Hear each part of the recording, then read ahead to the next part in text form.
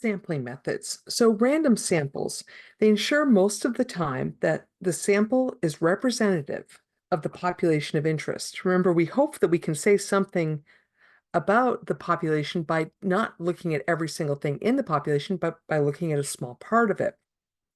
Now, can we get a bad sample? Yes. Yes, it does happen, but most of the time you will get a representative sample. What do we mean by random? Random is not the same thing as haphazard. Random is more probabilistic. So what do I mean? I mean that each item in the population has an equal chance of being selected. Okay, so whether it's the word A or the word liberty, or whatever the word is in, for example, the Gettysburg Address, each word has an equal chance of being chosen. Some commonly used random sampling methods include simple random sampling. We did this with the Gettysburg Address example. We assign unique IDs to each individual in the sampling frame. Sampling frame is where we take the sample from. We then used a random number generator to generate the IDs of individuals to be sampled or surveyed. So that's simple random sampling. That's defined in an early page of the note set. But there are also other techniques, obviously, that are used. One is stratified random sampling. Here, it's when we use this to ensure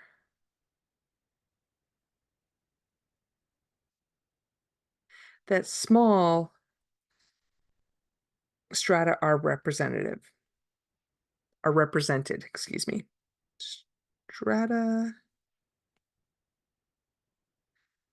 are represented.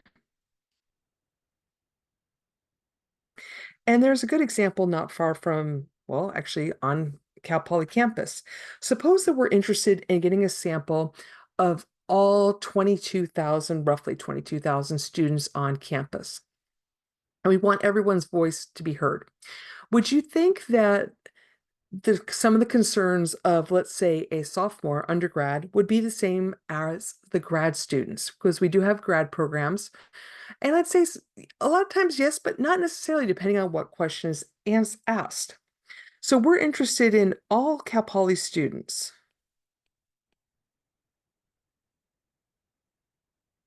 But remember, they're going to be split into undergrad and grad. Now, where I went to school, there were a lot of grad students. But at Poly, we really don't have many.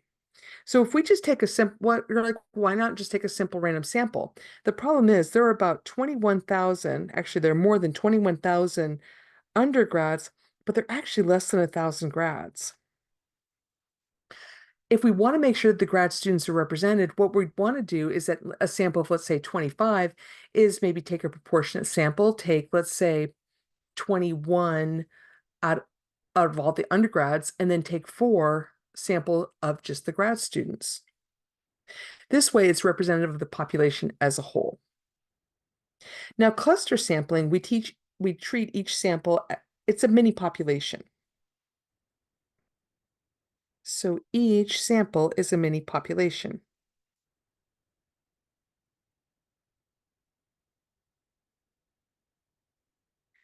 For example, in the Gettysburg Address, we could consider each sentence of the Gettysburg Address as a mini population and then just randomly sample one sentence and look at all the words there.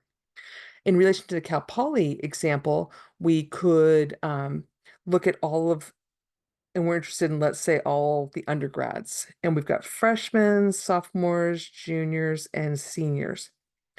And this is Cal Poly. And let's assume that, well, we have the College of Business. We also have the Bailey College of Science and Math. We also have the College of Engineering, College of Architecture, etc., College of Liberal Arts, College of Ag.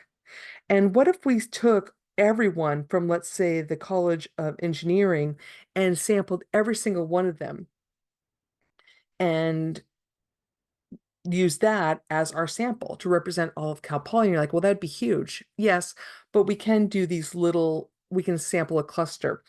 What I find is this can be a little confusing at times, but think about if you had, let's say, 100 acres of trees.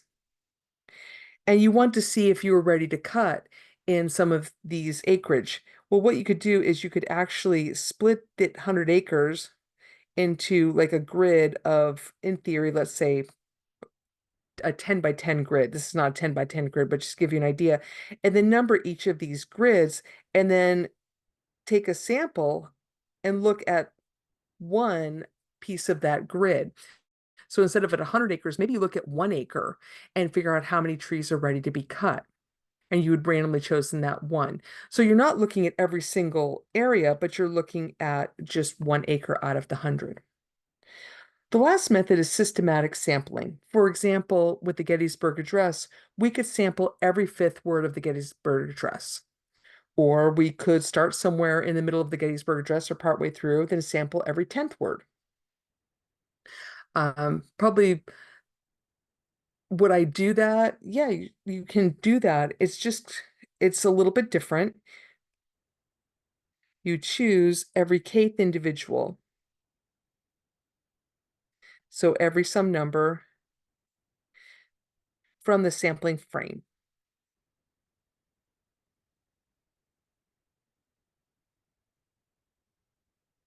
These are all good methods of sampling, and they all have their place. It depends on, this is where the researcher would have to figure out what is the best sampling method to get me the most representative sample.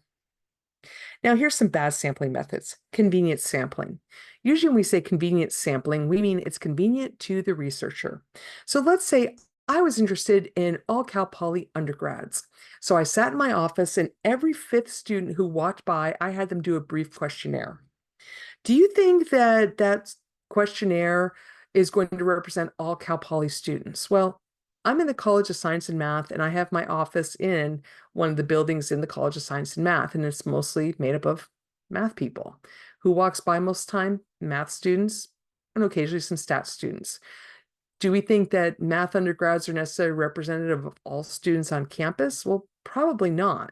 But it was convenient for me just to sit there and just to call in every fifth person who walked by my door. And it would leave out much of the population, the whole part of the population at Cal Poly, who, for instance, never goes into that building. Next one, volunteer response sampling. Volunteer response. So, when you get those phone calls, will you be willing to do a brief survey and you click no, or you say no, or you just hang up? Yeah, you have to be interested usually in the issue. It ends up being emotionally biased, or if you're asked to call or mail in, so not good. Bad sampling frame. Bad sampling frame means you're taking the information, so you're taking a sample, maybe even doing a great sampling method, but you're not choosing from a good list, for instance. So let's say we're interested in all current Cal Poly students, but we happen to get accidentally from the registrar a list that's 5 years old. Well, are any of those current Cal Poly students? No. If we're interested in the current ones, no, most of them are gone. So we want to make sure that we're sampling from the appropriate place. And under coverage. Let's say that you use a phone book and you're trying to get a sample of everyone in, let's say, San Luis Obispo, California, and you go to the phone book and you're systematic about it. Yeah, but how many people are no longer in the phone book? How many people no longer have landlines? So that would not be a good sampling method. The rest of this note set, we're going to spend looking at some bad surveys, bad samples that were done.